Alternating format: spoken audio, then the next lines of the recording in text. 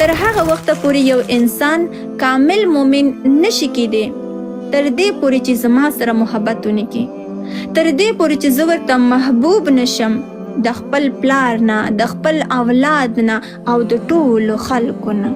نو پوه شه چې ته اوس د کامل ایمان والی. او که چېرته ستا محبت د دنیاوالو سره ډېرو په نسبت د رسول الله، نو پوه شه چې ایمان دې کامل نه دی. او دا به موږ څنګه پوهېږو چې محبت مې د رسول الله سره ډېر دی که د پلار سره، محبت مې د رسول الله سره ډېر دی که د اولاد سره او که د خلکو سره؟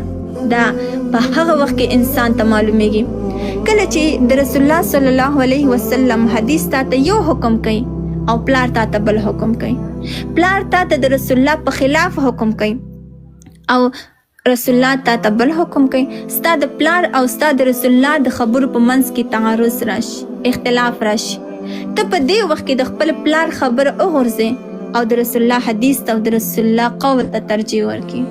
نو دلته وګوره ستا محبت زیات شو د رسول الله سره. دغه شانتي اولاد دی تا ته د یو خبرې حکم کوي، یو تقاضا درنه کوي، خو ولې شریعت او د رسول الله حدیث او د رسول الله قول هغه تا ته بل حکم کوي. نو ته د رسول الله حکم ته ترجیح ورکړي په حکم د اولاد باندې. نو پوه شې چې ستا محبت ستا د رسول سره زیات دی. ځکه خو د هغې د محبت د وجې نه ته د هغې خبره هم په ځمکه نه غورځې. یعنی مطلب او لنډه خلاصه ده چې ته د سنت د رسول الله په هیڅ طریقې سره نه غورځې او عمل کې. نو پوه شه چې ستا محبت ستا د خپل رسول سره زیات دی. او دغه خوی چې کله په یو انسان کې را پیدا شو نو دا د کامل ایمان والا دی.